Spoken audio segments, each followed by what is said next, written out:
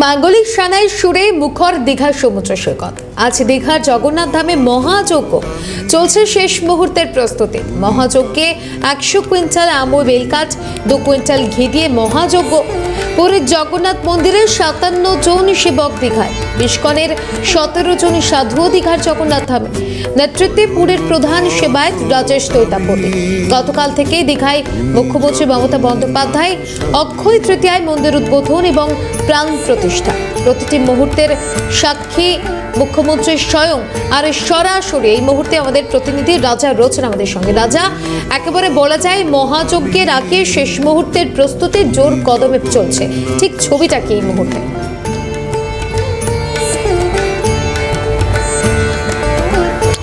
দেখো, একেবারেই তোমায় বলি যে মহাযজ্ঞ হবে, মহাযজ্ঞর তার যে প্রস্তুতি, সেই প্রস্তুতি কার্যত এই মুহূর্তে চলছে। বিকেল 4টের সময় মহাযজ্ঞ করবেন রাজ্যের মুখ্যমন্ত্রী মমতা বন্দ্যোপাধ্যায়। তোমাকে দেখায়, ক্যামেরা পার্সন জয়কৃষ্ণ এই মুহূর্তে দেখাচ্ছে যে এই জগন্নাথ মন্দির, সেই জগন্নাথ মন্দিরের যে প্রবেশ পথ, প্রবেশ দ্বার তুমি দেখতে পাচ্ছ। জয়কৃষ্ণকে আরও একবার বলবো দেখাতে। তুমি দেখছো এই যে মূল 3টি গেট রয়েছে, মাঝের যে গেটটি তুমি দেখতে পাচ্ছ সেই গেটটি একটু বড়, এবং বাম দিক এবং ডান দিকে যে দুটি গেট রয়েছে সেই গেট দুটি ছোট। মাঝের গেটটি 10 মিটার এবং দুদিকের গেট কিন্তু 8.5 মিটার। তুমি দেখো যে গেটের উপরে পিরামিড আকৃতি রয়েছে, 3টি পটালা রয়েছে। আমরা যদি একটু কল্পনা করি তাহলে আমরা দেখতে পাবো 3টি গেট যদি একসঙ্গে দেখি তাহলে আমরা দেখতে পাবো জগন্নাথ, বলরাম, সুভদ্রা তারা একসঙ্গে এখানে অধিষ্ঠান করছেন। এই মুখ্য মন্দির, এই মুখ্য মন্দিরের প্রবেশ পথ এখনো পর্যন্ত দর্শনার্থী, পর্যটক, তীর্থযাত্রী কারোর জন্য খোলা হয়নি। তার কারণ জগতের নাথ জগন্নাথ তার প্রাণ প্রতিষ্ঠা হবে অক্ষয় তৃতীয়া, অর্থাৎ বুধবার দিন নিয়ম মেনে তার প্রাণ প্রতিষ্ঠা হবে। যে প্রাণ প্রতিষ্ঠা ঘিরে ইতিমধ্যেই সৈকত শহরই কার্যত নতুন রূপ পেয়েছে। এই সৈকত শহরীকে আমরা দেখেছি 2021-এ ইয়াসের দাপটে কিভাবে তছনছ হয়ে গিয়েছে। আমরা দেখতে পেয়েছিলাম 2020-তে আমফানের দাপটে এই সমুদ্র সৈকত নগরী তছনছ হয়ে গিয়েছিল। মুখ্যমন্ত্রী মমতা বন্দ্যোপাধ্যায় তিনি এই সৈকত নগরীতে একটি ইতিহাস সৃষ্টি করলেন, ইতিহাসের নাম জগন্নাথ ধাম। তুমি দেখতে পাচ্ছ এই মুহূর্তে সেই জগন্নাথ ধাম একেবারে উদ্বোধনের প্রাক মুহূর্তে দাঁড়িয়ে রয়েছে। আজকে মহাযজ্ঞ রয়েছে, আগামীকালকে এখানে হবে প্রাণ প্রতিষ্ঠা অক্ষয় তৃতীয়ার দিন। ঠিক যেমনটা মুখ্যমন্ত্রী মমতা বন্দ্যোপাধ্যায় গত ডিসেম্বর মাসে 2024 সালে এসে ঘোষণা করেছিলেন যে 30 তারিখ অর্থাৎ অক্ষয় তৃতীয়ার দিন নিয়ম মেনে প্রাণ প্রতিষ্ঠা হবে এই জগন্নাথ ধামের। প্রভু জগন্নাথকে দেখা যাবে দীঘায় এলেই, অর্থাৎ দীঘায় যেমন পশ্চিমবঙ্গের মানুষ তৎসহ পার্শ্ববর্তী জেলার মানুষ, তারা রাজ্যের মানুষ, তারা আসতেন শুধুমাত্র সমুদ্র দর্শন করতে, এবার রথ দেখা, কলা বেচা সব একসঙ্গে হবে। জগন্নাথ দেবকে দর্শন করতে এখন আর পুরীতে যেতে হবে না, জগন্নাথের দর্শন পাওয়া যাবে একেবারে পশ্চিমবঙ্গের সমুদ্র তীরবর্তী অংশ দীঘাতে এলেই। মাসুমা, একেবারেই। তবে যে ছবি আমরা সকাল থেকে রাজা তুলে ধরছি, একদিকে আজকে মহাযজ্ঞের আয়োজন, শেষ মুহূর্তের প্রস্তুতি চলছে, আর কিছুক্ষণের অপেক্ষা, তারপরেই সেই মহাযজ্ঞ শুরু হবে। মুখ্যমন্ত্রী মমতা বন্দ্যোপাধ্যায় তিনি তো নিজে স্বয়ং সেখানে উপস্থিত থেকে সমস্ত জিনিস খতিয়ে দেখার পাশাপাশি সমস্ত বিষয়টা সামনে থেকে দেখছেন। আজ ঠিক কখন পৌঁছবেন তিনি, কখন আসবেন এই মন্দিরে, কি জানতে পারছো?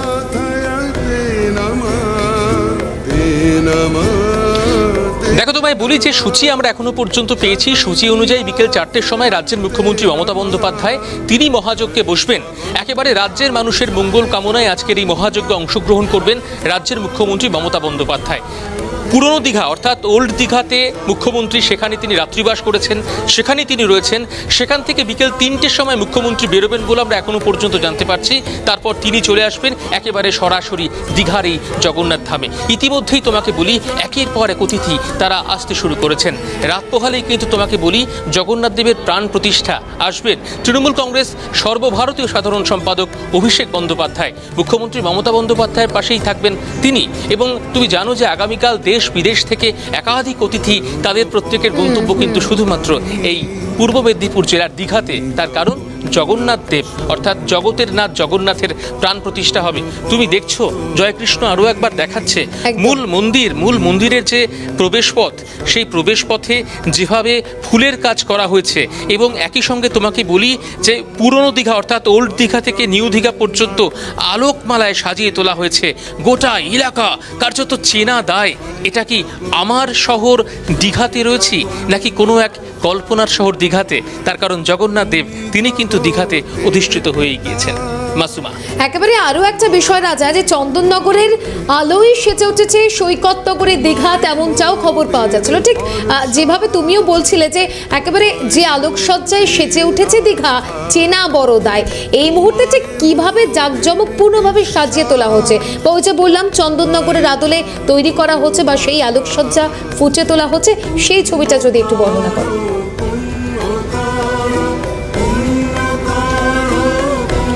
দেখো, 2018 সাল মুখ্যমন্ত্রী মমতা বন্দ্যোপাধ্যায় তিনি এসেছিলেন পূর্ব মেদিনীপুর সফরে। দীঘাতে হোটেল থেকে বেরোলেন, শটান তিনি পৌঁছে গেলেন একেবারে সমুদ্রের উপকূলে। হাঁটতে হাঁটতে হঠাৎ একটি মন্দিরের সামনে গিয়ে তিনি দাঁড়িয়ে রইলেন। বেশ কিছু সময় তিনি ভাববার পরে তিনি বললেন দীঘাতে জগন্নাথ মন্দির হবে। সেই জগন্নাথ মন্দির ভাবনা শুরু হয়েছিল 2018 সালে, আর আমরা দাঁড়িয়ে রয়েছি 2025। আজকে 29 তারিখ, আজকে 29শে এপ্রিল, আগামীকাল 30শে এপ্রিল এই জগন্নাথ মন্দিরের উদ্বোধন হবে। খুব স্বাভাবিকভাবে রাজকীয়ভাবেই তো এই রাজের শহরকে সাজানো হচ্ছে। তোমাকে একবার দেখানোর চেষ্টা করি।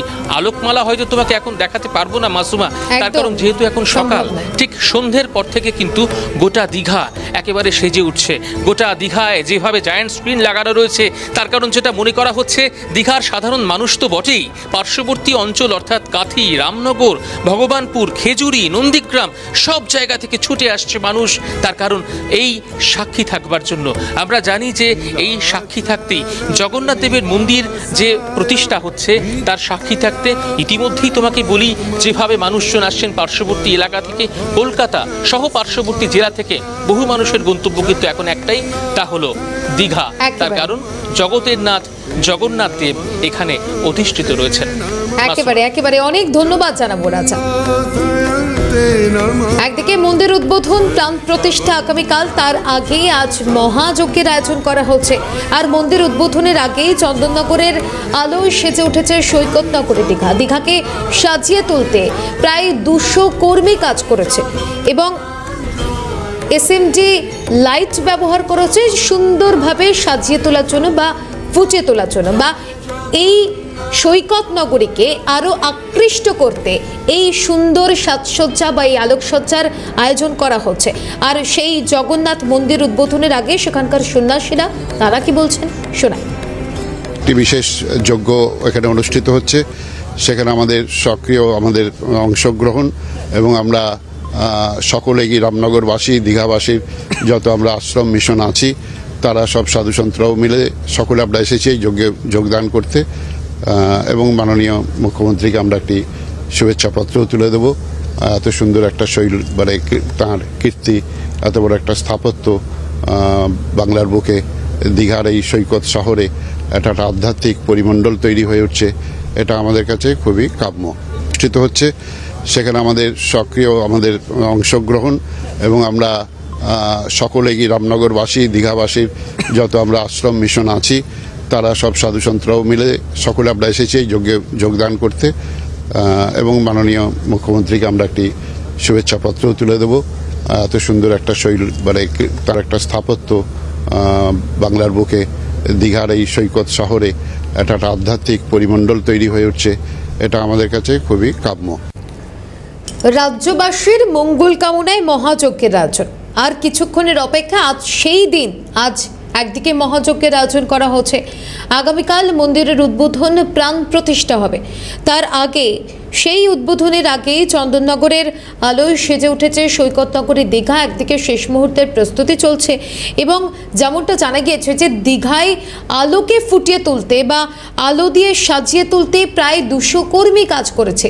তাদের উদ্যোগে, তাদের সহযোগিতাতেই এই কাজ সম্পন্ন হচ্ছে, আর তাদের শিল্পকলা ফুটিয়ে তোলা হচ্ছে বিভিন্ন লাইটের মাধ্যমে।